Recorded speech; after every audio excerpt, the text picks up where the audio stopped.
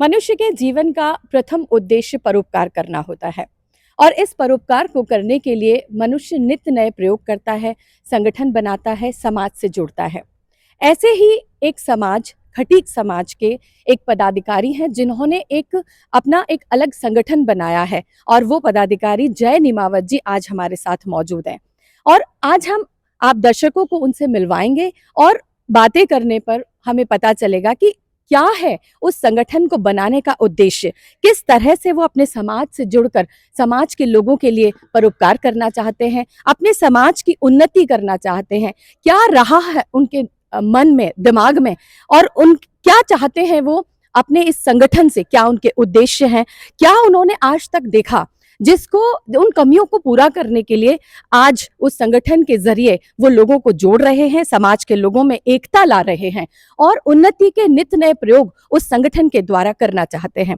तो आइए आज दैनिक पुकार आपको उनसे मिलवाता है और जानता है कि जय निमावत जी कौन है और क्या उनके लक्ष्य है, उद्देश्य है, किस तरह से उनका संगठन काम करेगा।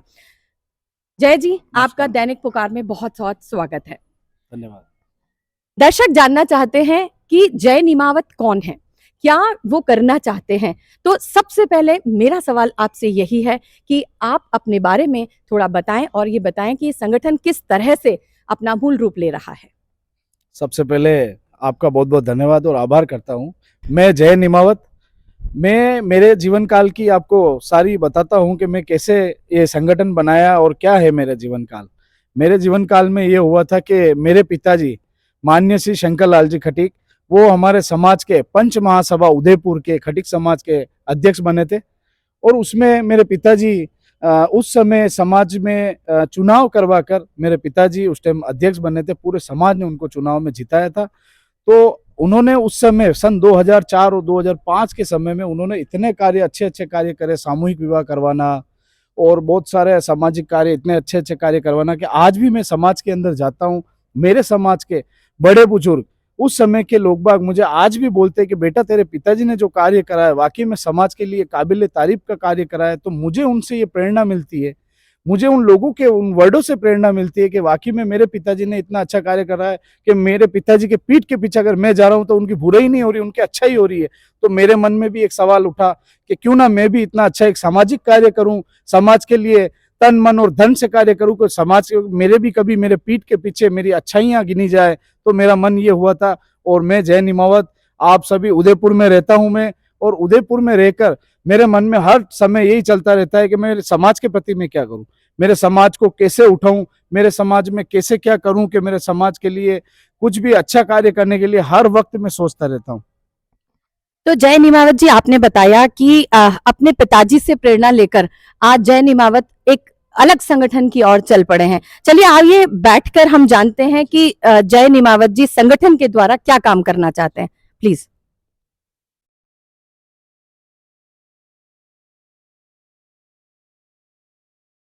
जैसा कि हमने आपको बताया कि जय निमावत जी ने एक नए संगठन का निर्माण किया है, आइए उनसे जानते हैं कि उस संगठन का क्या उद्देश्य है, क्या नाम है और वो कब संगठन अस्तित्व में आया।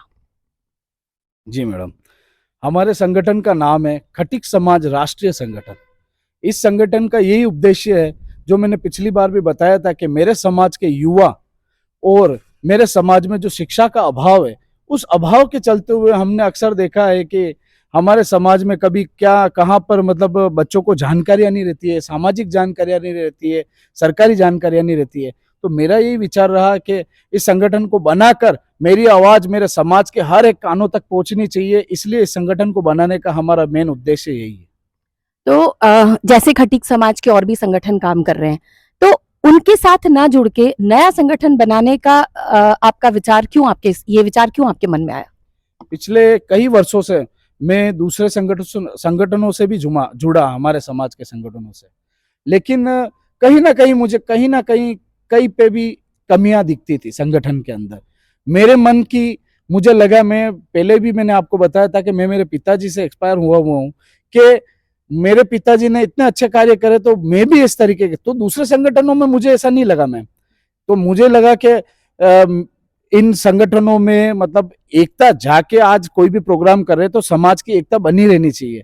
लेकिन मुझे कहीं ना कहीं कमी लगती थी कि आज ये प्रोग्राम हुआ, आज 100-200 पब्लिक इकट्ठी हुई, समाज की जानकारियां दी, लेकिन उसके बाद सारे बिखर जाते थे।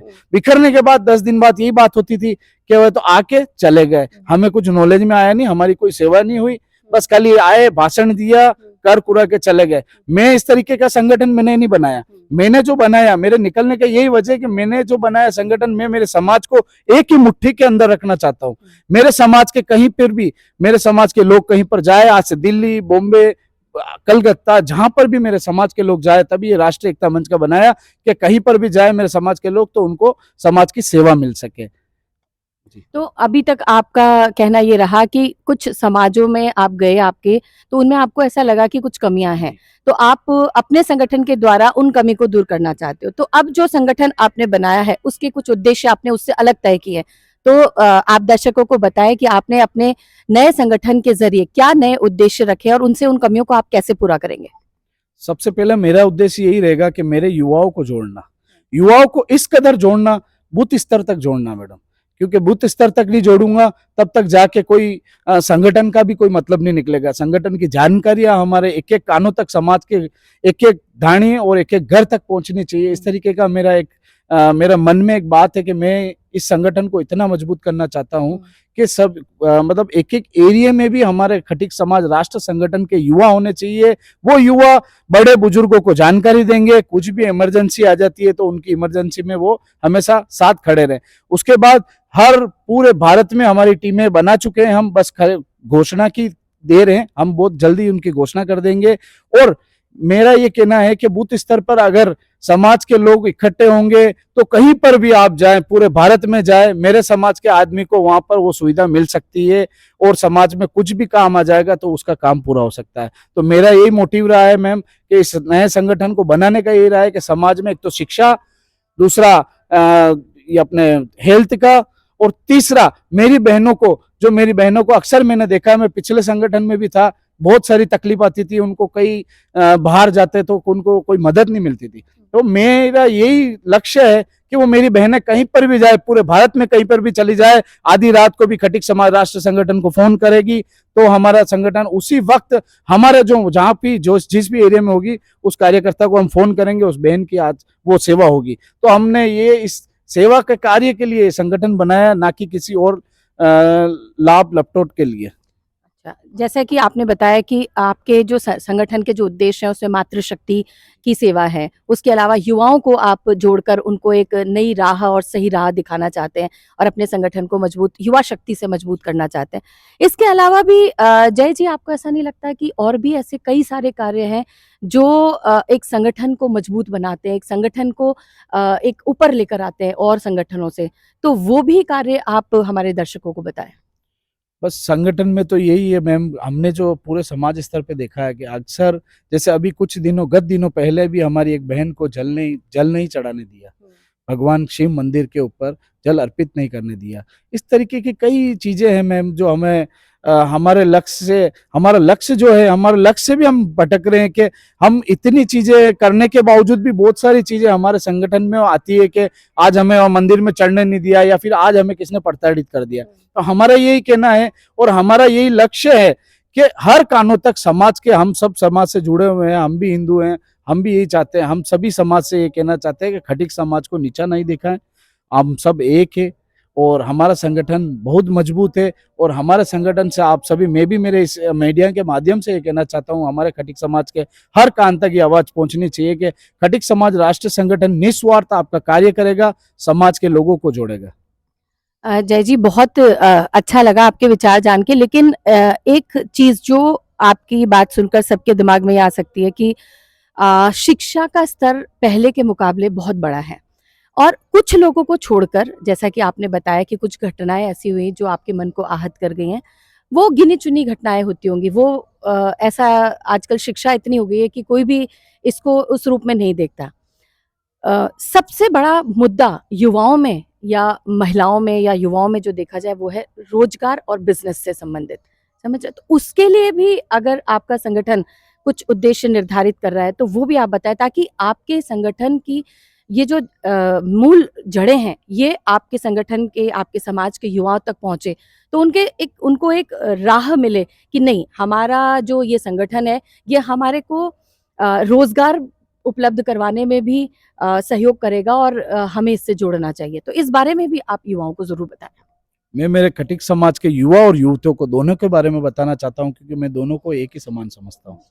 मैं उन दोनों को ये बताना चाहता हूं कि आज से ही हम समाज का एक ग्रुप बना रहे हैं।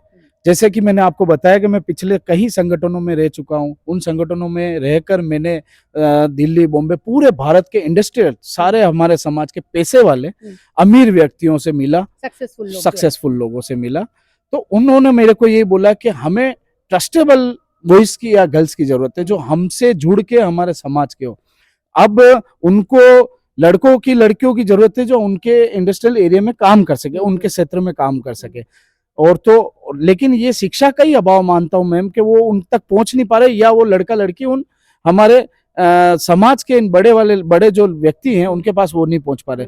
अब हमने एक दिमाग लगाया कि हम उन सभी हमारे जो समाज के गणमान्य जो अच्छे खासे इंडस्ट्रियल हैं उनके लिए हम एक ग्रुप बना रहे। ग्रुप में उन सभी को हम ऐड करेंगे और उन ग्रुप में जिसको भी जो भी रिक्वायरमेंट होगी उन बच्चों को भी उसी में ऐड करेंगे। जितने भी बच्चे हैं, जितने भी बेरोजगार बच्चे पढ़े लिखे बैठे हुए हैं, तो उनको जिसको रिक्वायरमेंट होगी वो जॉब का उसी ग्रुप में डालेगा, व्हाट्सएप ग्रुप में, कि मैं हमको इन बच्चों की जरूरत है।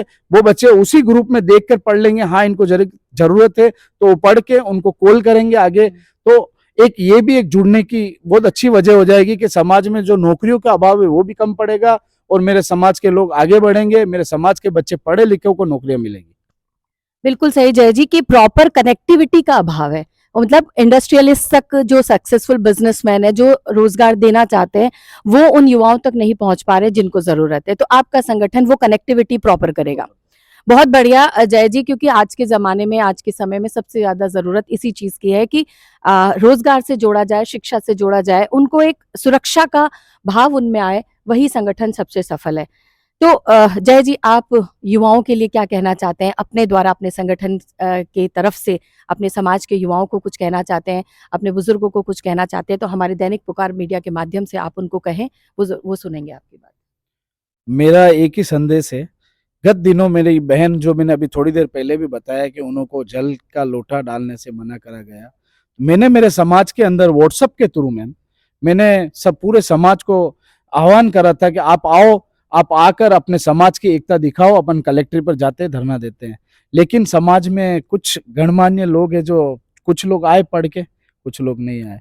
तो मैं मेरे समाज के युवा, मेरे समाज के सभी बड़े बुजुर्गों को ये कहना चाहता हूं कि अगर आप 12वां तीसरा समाज का होता हो तो 500 लोग इकट्ठे हो जाते हो बिन बुलाए, ठीक है। और आज समाज की अगर उस बेटी को जरूरत पड़ा, कल आपके पड़ेगा। तो आज मैं ये चाहता हूं कि आप जहां पर तीसरे 12वें में जाते हो, वहां 500 लोग इकट्ठे होते हो, तो मैं ये चाहता हूं कि समाज की भी कुछ कूटनीतियां हैं, जहां पर अपने समाज में कई कठिनाइयां आए, मेरा एक आह्वान हो, आप सभी इकट्ठे हो। कल उसके काम पड़ा था, कल आपके भी काम पड़ेगा। तो आप ये ना सोचो कि मारे कहीं करनो, मेरे क्या करना है, वो करते रहेंगे, कराते रहेंगे, समाज का बीड़ा उन्होंने ले रखा है। हमें भी कुछ नहीं करना है, हमें हमारे समाज को आगे बढ़ाना है, समाज के युवाओं को आगे बढ़ाना है। मेरा आखिरी एक ही संदेश है समाज के लिए कि कभी भी मैं आन करूं तो आप कृपया करके हाथ जोड़ के आपसे विनती है, आप सभी समाज के लोग आए और समाज की एकता दिखेगी, तभी जाके अपने समाज को आगे बढ़ने का मौका मिलेगा। नहीं तो आप दबे जाओगे, कुचले जाओगे। ये हमेशा ही मैं कहता हूं, आज भी कह रहा हूं चैनल के माध्यम से। बिल्कुल जय जी, आपकी बात दर्शकों तक, युवाओं तक ज़रूर पहुंचेगी।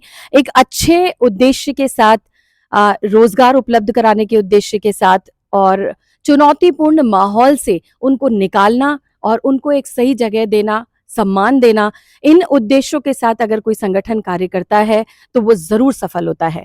दैनिक पुकार टीम आपको आपके संगठन की सफलता के लिए शुभकामनाएं देती है और आशा करती है कि आपका संगठन युवाओं के लिए और समाज के लोगों के लिए बहुत अच्छा कार्य करेगा और उन्नति करेगा। मैं भावना व्यास अब विदा लेती हूँ, जय निमावत जी के साथ और कैमरामैन चेतन जी के साथ। नमस्कार।